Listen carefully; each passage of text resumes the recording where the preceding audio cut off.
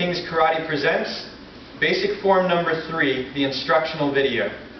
Now I'm assuming by this point that you've watched the form 3 video where it's just the form, so that you've seen kind of what goes on and that you're fairly familiar with the form, but I'm going to walk through these steps to give you some of the tips of what's going on here. So you start from chumbe, and the first move is look, and then fold, step, block.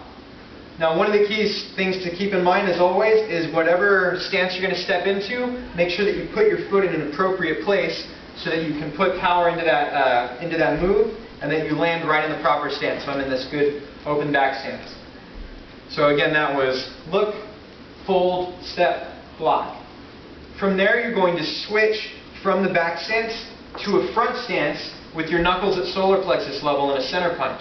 So a couple things to keep in mind there is when you switch that back foot into the front stance, your knuckles need to go from where they were in the outside block, which is knuckles at eye level, to knuckles at solar plexus level. So make sure that you have the right switch there when you're doing that.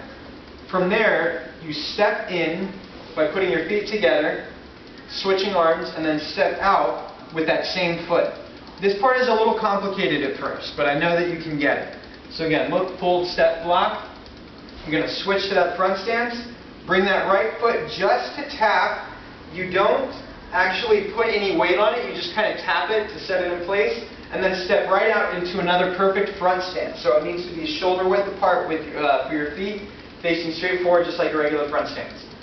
From there you look, fold, step, block. Behind you just the same thing with that open back stance and that outside block. Switch. Notice how my knuckles went down to solar plexus level. Step in punch. Step out punch. So both those steps were with the same foot, the left foot. Going down the center, I look, fold from my outside block, step in outside block. Here's where it gets a little bit different.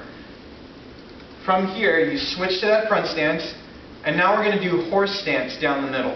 So I'm going to step in for a side punch in my horse stance, making sure that my feet are parallel, facing a perpendicular direction. From that side punch, by the way, the side punch should be at a floating rib level. You're going to do a spinning bottom fist, which goes right to the temple. So you'll notice that that's up a little higher than my side punch was. And then step through for a second side punch and ki. Hip! So let's walk through from the beginning to go through that, because the second part of the form repeats itself, just like in forms 1 and 2. So here we go. We're going to look, fold, step, block, switch into that front stance. Going to bring my right foot in together and then step out with the right foot and switch. Look behind me, fold, step, block, switch to that front stance, bring my left foot in and out. And then going down the middle, fold, step, block, switch to that front stance, and then going down the middle again, remember it's horse stance, side punch, spinning bottom fist, side punch, hip! And again, make sure it's really difficult, but try to practice the best you can to be in a horse stance so that your feet are parallel and facing perpendicular to the direction you're going. So you're going to end up in that side punch again. And then from here you repeat the rest of the form. Look, fold, step, block, switch, step in punch, step out punch, look, fold, step, block, step in, switch to front stance, step in, step out. While I'm thinking about it, there's one other tip that you should remember. When you switch to that front stance, your head should stay level, even when you're stepping in and stepping out. So you'll notice how my eyes and my head stay at the same level when I step in and step out from one front stance to the other. And the way you do that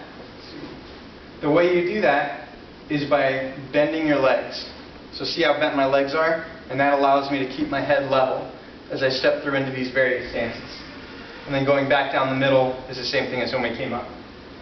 Step, block, switch to my front stance, step to that side punch. Remember at a floating rib level, do that spinning bottom fist, right at the temple level, and then a final side punch, hip, down at the floating rib level. Look left, fold, step and block, that 270-degree turn. Switch to front stance, step in punch, step out punch, look, fold, step, block, switch to that front stance, step in punch, step out and punch. And so you should end in a perfect front stance facing this direction with your knuckles at solar plexus level in a reverse punch. And I think those are the main tips to keep in mind. That should get you a successful Form 3. If you remember to glide along your legs by keeping them bent so that your head stays level, and down the center, making sure that when you're stepping in your horse stances, you're perfectly parallel facing that way. And you want to make sure that your strikes are side punch, that spinning bottom fist, and side punch appropriate to the floating rib, temple, floating rib. And I think keeping those things in mind, you should have a pretty good foundation for Form 3.